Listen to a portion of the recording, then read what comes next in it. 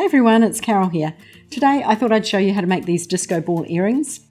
I actually made these for my daughter for her birthday. She was having a Zumba party and she wanted something that would reflect the light and jiggle around. So I had these faceted bubblegum beads, so I thought that would be a cool thing to make for her. Okay, let's get started.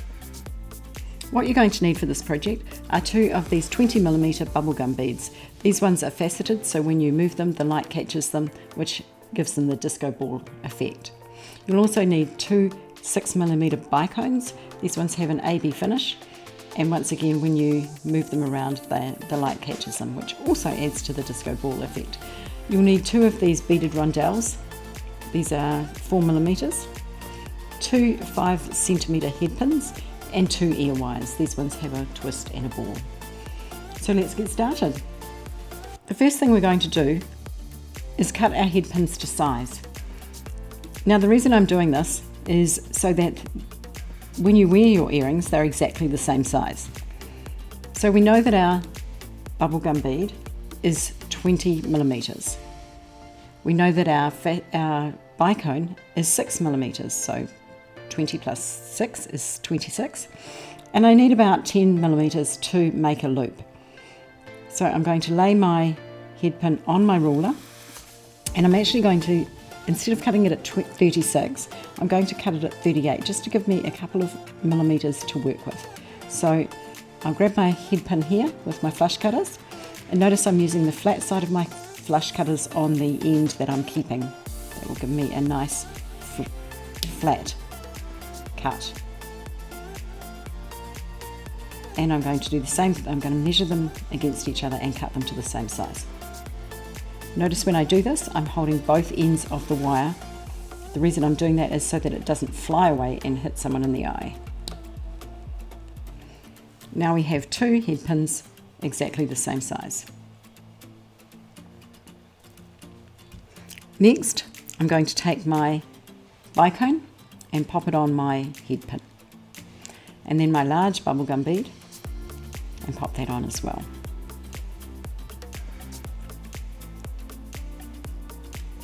And then my spacer bead. I'm going to take my pliers and I'm just going to bend the wire at a right angle.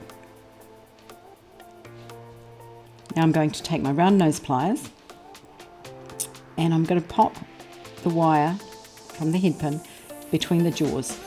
Now what I'm looking for here is to have this nice and flush so that you can't, it's not sticking up above the jaws of the pliers, so that I can't feel it when I run my finger over the top.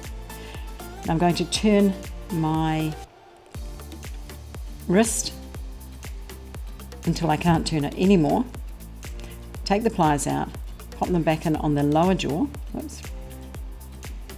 And I'm going to continue with my loop.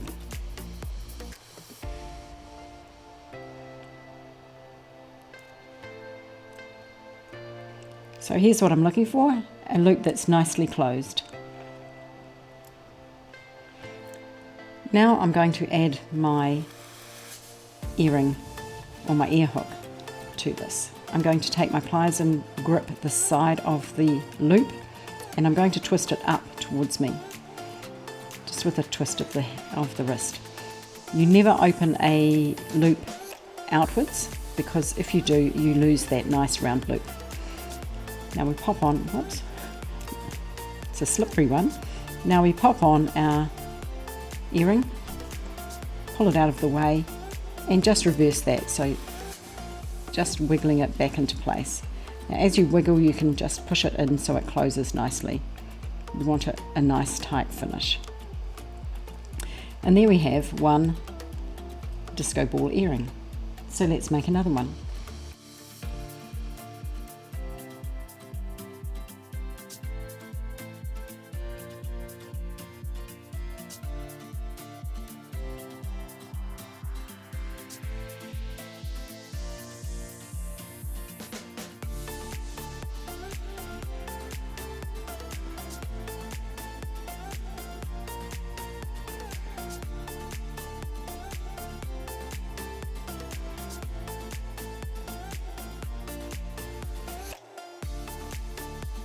So now we have a pair of disco ball earrings which catch the light when they spin around.